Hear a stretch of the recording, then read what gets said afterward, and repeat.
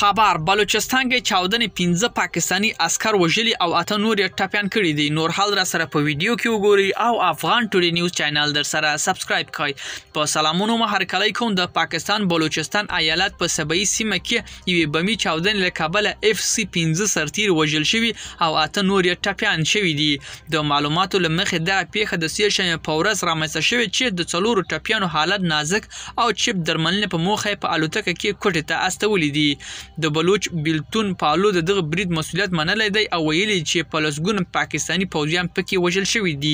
د سبعي چارواکي وایي چې چاودنه هغه مهال رامنځته شوه چې امنیتي ځواکونو موټر له سیمې تېرېده. د یادونې ده چې په تېرو 10 ورځو کې دا په سبعي کې دریمه چاودنه ده. ملګرو دا زموږ چمتو شوی ویډیو که ستاسو ویډیو په اړه کم نظر پیشنهاد لرئ موږ سره په کومنټونو کې شریکوئ سئ او د لا ښکلو ویډیوګانو لپاره له موږ سره پاتې شئ. تر بیا ښې چارې.